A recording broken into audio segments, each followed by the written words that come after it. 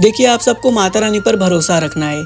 किसी भी social media पर कोई ऐसी वीडियो देखने के बाद अपने मन में नेगेटिव थॉट मत लाइएगा जिसमें कि आपको ऐसा दिखाया जा रहा है कि आपको वहां पर जाकर प्रॉब्लम होगा। इसलिए अगर आप पॉजिटिव मन से माँ भगवती को याद करेंगे, पॉजिटिव सोचेंगे तो आपके साथ पॉजिटिव ही होगा। और माता रानी के दरबार जा रहे तो नेगेटिव ख्याल आपको अपने मन में लाना ही नहीं है। इसलिए माता रानी पर भरोसा रखिए, उनका नाम लेकर जाइएगा। मुझे पूरा विश्वास है कि माँ भगवती की कृपा से आपकी यात्रा मंगलमय जरूर होगी। ज्योत जगा के थानू घर च बुलाया है, ज्योत जगा के थानू घर च बुलाया है, ज्योत जगा के थानू घर च बुलाया है। आओ मात जी तुहाडा मंदिर सजाया है, आओ मात जी तुहाडा मंदिर सजाया है। जयकारा ऊंचे पहाड़ों पर बसी जगत जननी जगदम्बा माँ वैष्णो दा, बोलो सांचे दरबार की जय। जय माता दी। नए नज़ारे के साथ एक और नई प्यारी सी वीडियो में एक बार फिर से आप सभी माता रानी के प्यारे भक्तों का हार्दिक स्वागत व अभिनंदन है। मेरा नाम है आयुष और आप देख रहे हैं आपका प्यारा YouTube channel as well as Facebook page train rider.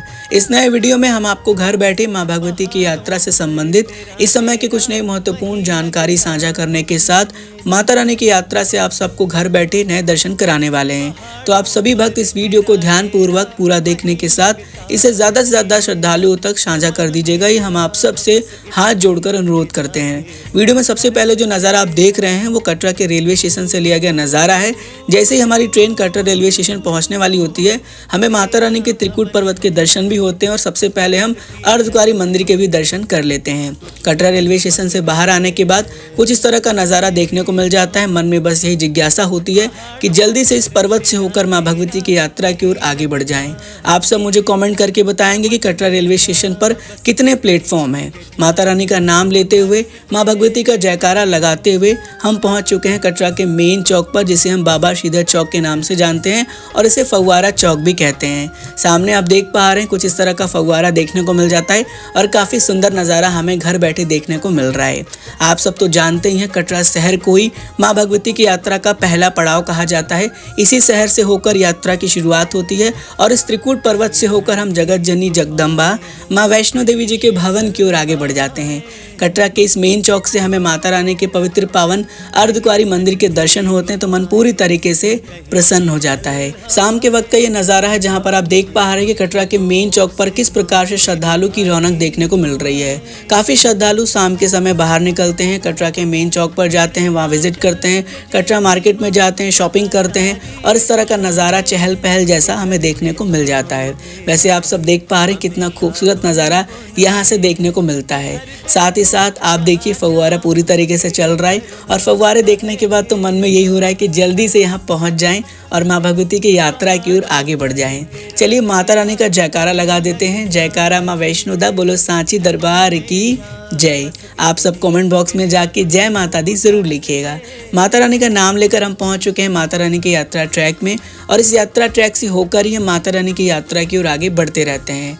आप सब तो जानते ही हैं इस यात्रा ट्रैक से हमारी बहुत सारी यादें जुड़ी होती हैं क्योंकि ये यात्रा ट्रैक हमारी यात्रा का साथी होता है। इस यात्रा ट्रैक से होकर ही हम माँ भगवती के भवन की ओर जल्दी जल्दी आगे बढ़ते रहते हैं। यात्रा ट्रैक में ही आपको कुछ इस प्रकार की दुकानें मिल जाती हैं, कुछ स्टूडियो मिल जाते हैं जहाँ पर आप फोटो कैप्चर करते हैं, जहाँ पर आप कुछ खाते पीते हैं और माता रानी का नाम लेकर माता रानी की यात्रा की ओर आगे बढ़ते रहते हैं। माता रानी का नाम लेते लेते हम आ चुके हैं माता रानी की यात्रा में आने वाले एक और पड़ाव के पास, जिसे हम माता रानी का पवित्र पावन चरण पादुका मंदिर कहते हैं। जगत जननी जगदम्बा माँ वैष्णो देवी जी के पवित्र चरणों के चिन्ह यहाँ पर स्थापित हुए, जिस वजह से इस स्थान का नाम पड़ा चरण पादुका मंदिर। आज पूरी दुनिया माँ भगवती के पवित्र चरणों के चिन्हों के दर्शन यहाँ पर जाकर करती है और इसका नाम लेती है चरण पादुका मंदिर के नाम से।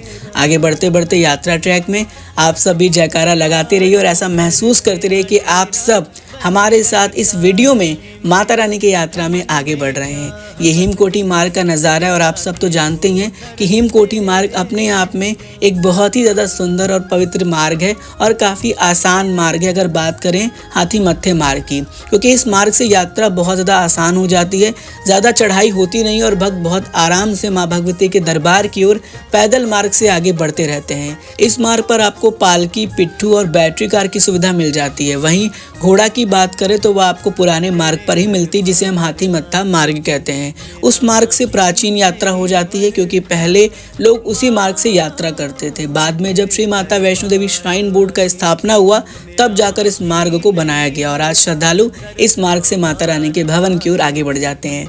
देखिए, माता रानी का नाम लेते हुए भवन में भी पहुंच चुके हैं और यहाँ पर सबसे पहला प्रसाद शॉप देख रहे हैं। प्रसाद का कॉस्ट देख लीजिए, 100 रुपया, 50 रुपया प्रसाद का कॉस्ट होता है। यहाँ पे टाइमिंग भी देख सकते हैं, सुबह 7:45 से 8:15 तक, उसके बाद 3:45 से कुछ और टाइम तक। इस तरह से आप वीडियो को पॉज करके यहाँ स्क्रीनशॉट ले लीजिएगा, जिससे आपको शॉप का टाइमिंग भी पता चल जाए। चलिए, अब माता रानी का जयकारा तो हो गया और माता रानी की यात्रा के दर्शन भी हमने आपको करा दिए। अब बात की जाए इस समय की कुछ महत्वपूर्ण जानकारी की, तो सबसे पहले शुरुआत करेंगे हम रोपवे की। देखिए, फिलहाल मैं फिर से आपको बता दूं कि रोपवे की ऑनलाइन की जो टिकट की बुकिंग है ना, वो अभी शुरू नहीं हुई है। जैसे ही वेबसाइट पर ऑनलाइन टिकट मिलने लगेगा रोपवे का, हम वीडियो बनाकर वो जानकारी आप सबसे साझा कर देंगे।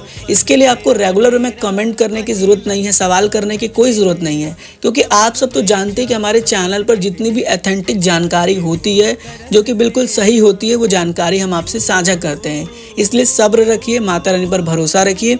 जैसे ही कोई बुकिंग शुरू होगी, वीडियो बनाकर आप सबको जानकारी साझा कर दी जाएगी। बात की जाए माता रानी की यात्रा में मौसम कैसा बना हुआ है, तो आपको बता दें कि माँ भगवती की यात्रा में ठंड काफ़ी ज़्यादा बढ़ चुका है, क्योंकि कश्मीर के कई इलाके में स्नोफॉल हुआ है, जिसके चलते उसका असर जम्मू के कई इलाके में हुआ है। और जम्मू में ही आता है कटरा, कटरा में आता है माँ भगवती का दरबार।